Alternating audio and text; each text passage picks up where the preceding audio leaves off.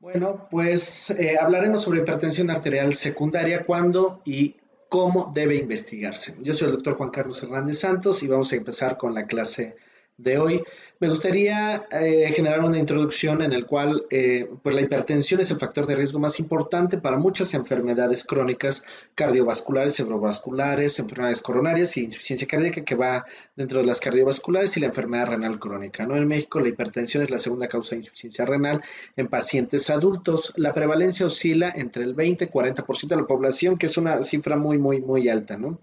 La hipertensión arterial secundaria afecta entre el 5 al 10% de los pacientes con hipertensión. Las causas más frecuentes son parenquimatosas en los pacientes que ustedes conocen con insuficiencia renal.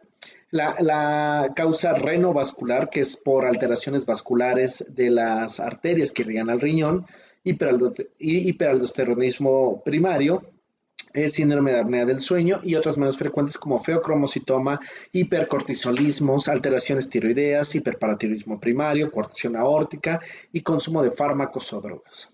¿En quién debe sospecharse la hipertensión arterial secundaria? Pues en personas jóvenes con hipertensión refractaria y sin historia familiar. Recordemos que la hipertensión refractaria se define como la hipertensión que es tratada con 3 medicamentos a dosis plenas cuando uno de ellos es un diurético. Aunque clásicamente consideramos y tenemos en mente que la hipertensión arterial secundaria es una causa es una situación curable, en un porcentaje muy importante de los casos, a pesar de que se corrija la causa de la hipertensión, esta continuará, se controlará, pero continuará, tal vez ya no tan grave como para generar datos de insuficiencia renal o alteraciones cerebrovasculares tan violentas como eventos vasculares hemorrágicos, etcétera. Pero bueno, sí quedan con hipertensión que puede controlarse de mejor manera con un doble esquema de medicamentos, ¿no? Aquí vamos a ver un poquito unos casos que les preparé donde analizaremos el diagnóstico de la hipertensión arterial secundaria. Hablemos de un hombre con hipertensión y proteinuria. Se trata de un paciente masculino de 24 años, inició protocolo de estudio por cefalea, se documentó que era secundaria hipertensión y como parte del protocolo de estudio se demostró que tenía proteinuria y por eso nos los envían a la consulta.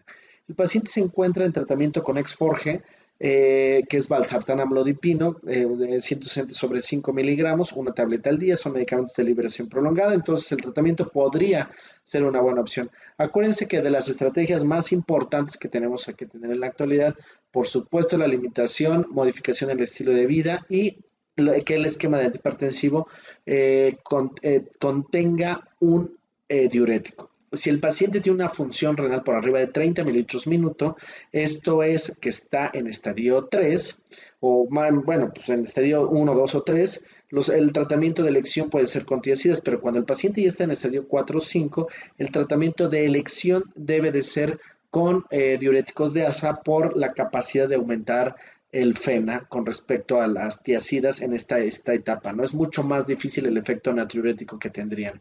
Ya lo veremos más adelante, pero esto es muy importante que lo consideren. Entonces, como parte de la exploración física, el paciente tiene una TA de 150 sobre 100, frecuencia cardíaca de 88, respiratoria de 16, temperatura de 36.5. Se encontró el paciente con buena coloración de tegumentos, hidratado, neurológicamente íntegro, sin datos al momento de su valoración que sugieran compromiso o falla cardiopulmonar, el abdomen blando, depresible, sin soplos. Toda la exploración que nosotros hacemos para hipertensión, siempre les vemos el fondo de ojo y tenemos que hacer una exploración o auscultación abdominal. Los laboratorios tienen una creatinina de 0.8, tal vez lo más relevante sea eso inicialmente, que tiene una depuración calculada por aproximadamente de 100 mililitros minuto, no hay ningún problema. Tiene un bicarbonato de 23 con potasio de 4.2. Dentro de las proteínas de orina de 24 horas se encontró 485 miligramos por día y el examen general de orina con proteínas 2 cruces y eritros 3 por campo. ¿Cuáles son sus posibilidades diagnósticas? Los dejo unos segundos para que reflexionen cuál es el diagnóstico en este paciente. El paciente tiene hipertensión renovascular, puede tener vasculitis, que también es una causa de hipertensión renovascular, síndrome nefrítico y síndrome nefrótico. Lo digo porque la hematuria se define con la presencia de más de dos eritrocitos por campo. Entonces, pues, tal vez los eritrocitos de este paciente, al ser 3, podrían darnos o hacernos sospechar que el paciente tiene un síndrome nefrítico. ¿Qué opinan ustedes? Reflexionen sobre las posibilidades diagnósticas y les dejo nuevamente los laboratorios. ¿Qué tiene el paciente? ¿Tendrá síndrome nefrítico? ¿Cumplirá criterios para síndrome nefrótico? Puede ser vasculitis también, ¿eh? O hipertensión renovascular en cuanto a que sospechamos que tiene un estrés de la arteria renal. No escuchamos soplos abdominales, pero bueno, siempre es una consideración en pacientes jóvenes. ¿Qué opinan ustedes? Bueno, nosotros como parte del estudio se le hizo un ultrasonido renal y se encontró que tenía una disminución muy importante en el tamaño del riñón izquierdo. El ultrasonido renal no fue concluyente, esta imagen es por tomografía, pero bueno, no, el ultrasonido renal no fue concluyente. Después le hicimos esta tomografía y se encontró una disminución del tamaño del riñón derecho, izquierdo, perdón. En este momento, pues pareciera que el caso no tiene gran sentido, pareciera que es muy común con respecto a los pacientes que podemos llegar a ver. Tiene una agenesia del riñón izquierdo y pareciera que no hay tanto problema. Sin embargo, los pacientes que llegan a tener agenesia del riñón izquierdo sí pueden tener hipertensión, pero no tan de difícil control, digamos, ¿no? Entonces, aquí lo que tendríamos que ver es si el paciente tiene hipertensión renovascular de causas vasculares o parenquimatosas. Miren, me refiero a que un paciente puede nacer con el riñón pequeño sin tener alteraciones sobre la vasculatura. O bien el paciente nació con los dos riñones de buen tamaño, pero tiene una disminución en el aporte del riego sanguíneo hacia el riñón y por eso crece pequeño. Es como si ustedes tienen un árbol y antes, cuando está chiquito, digamos el árbol, ustedes lo amarran con alambres, pues no va a crecer como debería de crecer, ¿no? Va a comprometer su crecimiento y desarrollo. Lo mismo pasa con el riñón. Si en la etapa, bueno, después, en la niñez, digamos, tiene una estrechez de la arteria renal, el paciente puede llegar a tener hipertensión desde la niñez y va a disminuir el tamaño de la masa renal. Esto es importante y hasta este punto era importante esa diferenciación por una razón. Si el riñón del paciente ya no tiene una adecuada función, muchas veces conviene saberlo para las opciones terapéuticas que podemos ofrecer, ¿no? Entonces nosotros le hicimos un gamagrama renal con test de captopril en el que nosotros vimos una diferencia sobre las curvas de función. El captopril es un medicamento que inhibe la enzima convertidora de angiotensina y al inhibir la angiotensina, pues sí puede haber modificaciones en cuanto a la filtración glomerular de ambos riñones, ¿no? Aquí, bueno, pues este es el complemento del gamagrama renal, normalmente así se reporta y aquí tenemos la diferencia de función de los dos riñones. ¿Qué es lo que pasa? Normalmente cuando perdemos células, imagínense, esto es un mal ejemplo, ¿no? Pero bueno, imagínense que nosotros tenemos 5 células y vamos a perder 3. Lo que normalmente pasa es que las 2 células restantes tienen que trabajar de más, ¿no? Entonces ahora van a hacer más trabajo. Ok, ¿cómo hace esto el riñón? Nosotros tenemos un riñón y en condiciones normales la filtración se lleva de esta manera. El tono de la arteria aferente y eferente, este es un ejemplo. Si fuera exactamente igual, la sangre al momento de pasar por el ovillo glomerular pasaría sin generar filtración. Como normalmente tenemos un aumento de tono en la arteriola aferente, lo que pasa es que la sangre llega y nota que la presión es más baja hacia la cápsula urinaria o cápsula de Bowman y entonces se lleva a cabo la filtración y una pequeña parte de sangre sí pasará a la arteriola eferente. ¿Qué pasa cuando aumenta tanto la presión por uso de la angiotensina? Entonces, la presión, el ovillo glomerular crece tanto y desnuda algunas superficies de filtración y lo que antes no tenía que salir, ahora sí podrá salir. Esto es la causa de las proteínas en orina en pacientes que tienen una disminución de la masa renal funcional. Las proteínas están en la orina porque el riñón está enfermo, pero las proteínas en la orina lastiman muchísimo, son muy nefrotóxicas para el riñón, ya lo veremos más adelante. El riñón aumenta el filtrado para compensar la necesidad de eliminar productos de desecho y si aumenta la presión intraglomerular, el riñón se hipertrofiará, que esto es muy importante. ¿Cuál es el tratamiento para este tipo de pacientes? A ver, tenemos un paciente en el que la disminución es importante de la función individual del riñón izquierdo. que aparentemente tiene una disminución en la forma en que se maneja la hemodinamia renal. Todo hace sospechar de que el paciente tiene una hipertensión renovascular, y si el paciente no se controla con medicamentos habituales, ¿cuál creen ustedes que sea una opción de tratamiento real? Tenemos la función de un paciente del 100%, digamos, contribuyendo el 95% del riñón derecho y 5% del riñón izquierdo. ¿Qué harían ustedes? Tal vez lo más sensato y práctico es que si el paciente no logra controlar la hipertensión, puede ser candidato a nefrectomía del riñón que ya tiene pérdida de la masa renal funcional, con la intención de mejorar el control de la presión.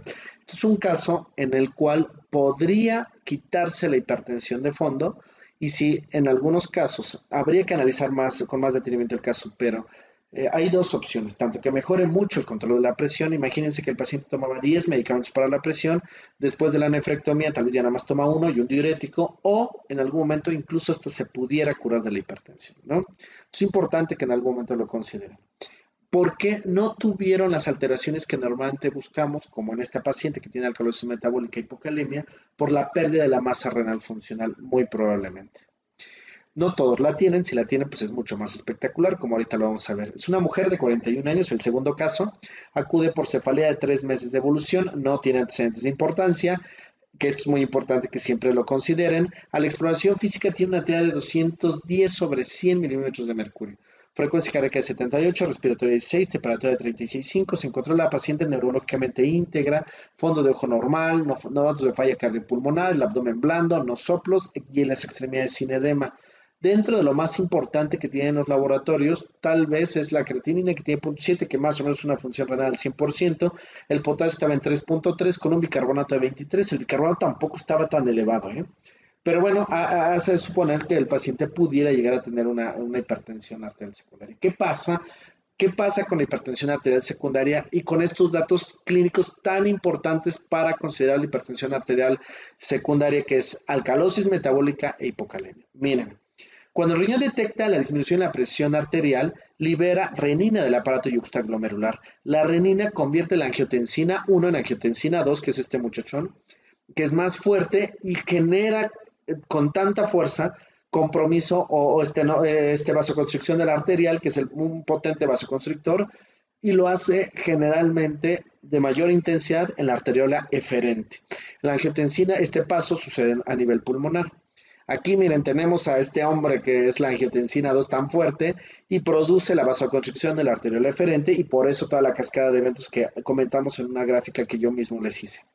La angiotensina 2 además estimulará la liberación de aldosterona. La aldosterona se encarga de aumentar la reabsorción de sodio, favoreciendo la eliminación de potasio, hidrogeniones. Siempre esto es lo más importante. Como se retiene el sodio, se retiene agua y pues ya.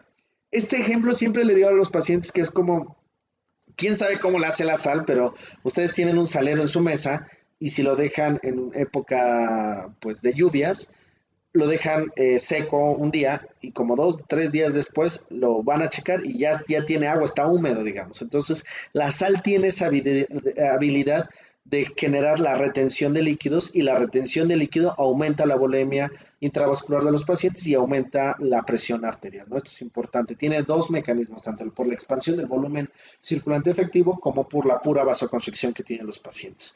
Siempre, siempre recordar la triada del hiperreninismo, que es la hipertensión, alcalosis metabólica e hipocalemia. Siempre, siempre. La hipocalemia, la alcalosis metabólica por el hiperaldosteronismo, y la hipertensión por la actividad excesiva de la angiotensina 2, que era el muchachón que ya les había yo mostrado.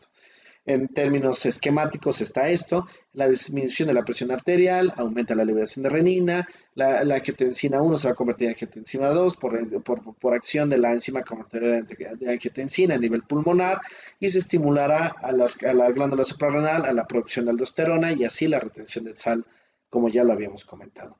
Este evento se lleva a cabo en las células principales y, como ya les comenté, siempre aumenta la reabsorción de sodio, que aquí está, y favorece la eliminación de potasio e hidrogeniones. Siempre, siempre, siempre. La aldosterona, además de retener de sodio, aumenta la excreción renal de potasio, movilización y inhibición de hidrogeniones, causando alcalosis metabólica. Entonces, ¿qué tiene nuestro paciente? Hiperaldosteronismo secundario. Y del hiperaldosteronismo secundario hay muchas causas. De hecho, si ustedes me dicen, la hipertensión renovascular también es una causa de hiperaldosteronismo secundario, pero bueno, categóricamente la categoría más grande que engloba todos los padecimientos que puede llegar a tener la paciente es hiperaldosteronismo secundario. ¿Por qué? Por una estenosis de la arteria renal. Miren, aquí tenemos la estenosis de la arteria renal y son pacientes que se ven beneficiados por estenosis, por angioplastía, ¿no? Se meten a cateterismos, esta es una angiografía. La angiografía puede ser diagnóstica y terapéutica. En esta paciente, esta fotografía se trató nada más, se sacó para que vieran el diagnóstico, digamos. No pude recabar las imágenes del resto del cateterismo, pero bueno, pues se le puso un stent y mejoró muchísimo la presión arterial.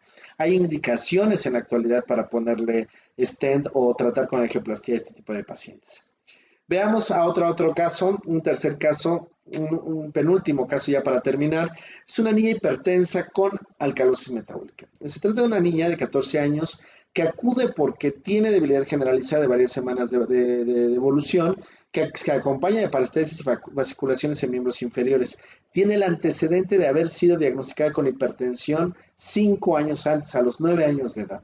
Entonces nosotros la vemos con 190-70, neurológicamente con funciones cerebrales superiores conservadas, pares craneales sin alteraciones, no meningismo. Lo digo por las fasciculaciones y las alteraciones que tenía a nivel de las extremidades inferiores, ¿no? No se encontró alteraciones de la sensibilidad, pero sí cuadriparesia desproporcionada con hiporreflexia generalizada en las 4 extremidades. El resto de la exploración pues fue normal. Dentro de los laboratorios encontramos que tiene el punto 7, que para la paciente pues prácticamente está normal, con potasio de 2.2, que es bajísimo, el magnesio con 1.2, también muy bajo, y un bicarbonato terriblemente elevado que está en 42. El examen general de orina con un pH de 6 sin proteínas. Entonces, ¿cuál es la sospecha diagnóstica? Pues que la paciente nuevamente tiene hipertensión con alcalosis metabólica e hipocalemia. ¿Qué le pasa al paciente? Pues estas son las posibilidades diagnósticas, ¿no? A ver, analicen ustedes. La paciente puede tener acidosis tubular renal, síndrome de Bartter, Gidelman, Lidl, son diagnósticos como más de caché de nefrología, pero pues se los pongo para que ustedes se vayan familiarizando también, ¿no? Hipoaldosteronismo hiporrolinémico, hiperaldosteronismo secundario o acidosis láctica. Lo que primero conviene al momento de que tenemos pues varias opciones diagnósticas es desechar las que no nos convienen y pues son las opciones que normalmente generan acidosis porque la paciente tiene alcalosis metabólica, ¿no? Y nos quedamos con estas opciones. Todas las opciones que les estoy dejando cursan con hiperaldosteronismo. Nosotros se le hizo un gradiente transtubular de potasio y ante la sospecha de que cursara con el hiperaldosteronismo, que salió en 6, solicitaron estudios y lo más maravilloso del estudio es que salió con renina y aldosterona elevada, normal. Nosotros esperábamos que tuviera renina normal, pero aldosterona elevada o la combinación de ambas elevada. Pero no fue así. Lo que encontramos es que el paciente estaba eliminando mucho potasio y estaba eliminando calcio urinario. Entonces, ¿qué pasó con estas posibilidades diagnósticas? Pues todas las desechamos, porque todas cursan con hiperaldosteronismo demostrable por aldosterona elevada. Entonces aquí nos está volviendo loco esta situación y entonces pero no es, o sea, parece un paciente con hiperaldosteronismo, paciente con hipertensión, alcalosis metabólica, hipocalemia, pero la aldosterona está normal. Entonces, ¿qué le pasa a esta situación? Recordemos, el receptor mineralocorticoide que tenemos acá solamente puede ser estimulado por el cortisol y aldosterona. La única forma en que el cortisol puede estimular al receptor mineralocorticoide es que sobrepase la actividad de una enzima que se conoce como 11-dehidroxiesteroide deshidrogenasa. Esta deshidrogenasa convierte el cortisol en cortisona que inactiva el efecto mineralocorticoide del cortisol que tiene afinidad similar a la aldosterona. Entonces, los pacientes que tienen una mayor producción de cortisol por muchos trastornos pueden generar hipertensión de esta manera y está muy padre porque genera alteraciones como si el paciente tuviera el hiperaldosteronismo, pero sin efecto, sin demostrar la aldosterona elevada en la sangre, y el tratamiento es como si tuviera hiperaldosteronismo, bloqueando los receptores mineralocorticoides con espironolactona combinado con tiazidas para evitar la nefrocalcinosis y la hipercalciuria. Las tiazidas son el tratamiento de elección para pacientes con hipertensión y para los pacientes con hipertensión que generan litiasis porque disminuye la eliminación de calcio urinario. Entonces, las tiazidas en este caso se utilizan para disminuir la hipercalciuria y con esto la nefrocalcinosis y el esteroide y la espironolactona para disminuir el efecto mineralocorticoide, ¿no? Que está fabuloso. Les voy a dar el último ejemplo de una causa de hipertensión arterial secundaria y es un hombre pues, con hipertensión. Todos nuestros pacientes han sido con hipertensión, ¿no? Es un hombre de 36 años, hipertenso, de reciente diagnóstico, tratamiento con losartana, hidroclorotiazida, amlodipino y metoprolol. Acude al servicio de urgencias por presentar cuadro de inicio insidioso de aproximadamente 30 días, caracterizado por dolor de cabeza, cefalea, parestesias y cuadriparesia desproporcionada que se exacerba el día de su ingreso y que le condiciona dificultad para la movilización, ¿no? Entonces el paciente no podía caminar, casi lo llevan cargando. Tiene una TEA de 220/110, una glucometría capilar de 85, de pronto pensamos que podía ser diabético o algo. Está bien conformado, exploración neurológica solamente evidenció cuadriparesia simétrica proximal, que era más importante las extremidades inferiores y el resto de la exploración física fue anormal. El paciente llegó con potasio de 2.4. Si bien la parte más importante del tratamiento en ese momento es reponer el potasio, también es muy importante definir por qué tiene hipocalemia. Normalmente en los hospitales la gran problema es que solamente reponen, controlan y ya, pero no llegan a estas conclusiones fisiopatológicas que son bastante importantes. Por eso hablar de nefrología y líquidos electrolitos pues siempre va muy de la mano y va muy de la mano a las alteraciones del sodio y potasio con la medicina interna en general, ¿no? Pero bueno, pues el paciente tiene una creatinina de 0.7, el bicarbonato tiene una alcalosis metabólica pues espantosa, no tiene proteinurias, no cilindrurias, colíricos de 10 por campo y bacterias 2 cruces, ¿no? Estas son las opciones diagnósticas. ¿Qué opinan ustedes? El paciente puede tener hiperaldosteronismo primario, secundario, síndrome de Liddle, que es una causa de hipertensión con aldosterona elevada o feocromocitoma. Feocromocitoma, pues no, porque feocromocitoma no da hipocalemia, ¿no? Entonces ya la descartamos tan simple. Síndrome de Liddle es una alteración del canal epitelial de sodio en el cual no se elimina correctamente no tiene una adecuada función, hay un aumento importante de la reabsorción de sodio y con ello pues genera mucha hipertensión, ¿no? Y te llega a tener alcoholosis metabólica. Se recabaron estudios complementarios encontrando electrolitos urinarios al azar con sodio de 24, potasio 45, cloro de 23. Las metanefrinas en orina y determinación de cortisol fueron normales, ya lo sabíamos. Se realizó el Doppler de arterias renales y estudios complementarios de imagen abdominal, resultando ambas normales sin evidenciar anormalidades del tracto vascular arterial ni masas suprarrenales, ¿no? Por la cuestión de podría ser síndrome de Cohn. La actividad plasmática de renina estaba ligeramente disminuida con una aldosterona definitivamente alta. Entonces, ¿cuál es el diagnóstico en este paciente? Si la renina está baja y la aldosterona está alta, hiperaldosteronismo primario, por supuesto. Y dentro de las subopciones del diagnóstico de hiperaldosteronismo primario, pues está el síndrome de Cohn, que es una tumoración a nivel de suprarrenales, y estos últimos dos diagnósticos que se los dejo para que los sigan revisando y se sigan apasionando con este tema del mundo de los líquidos y electrolitos, ¿no? Les agradezco su atención, muchas gracias.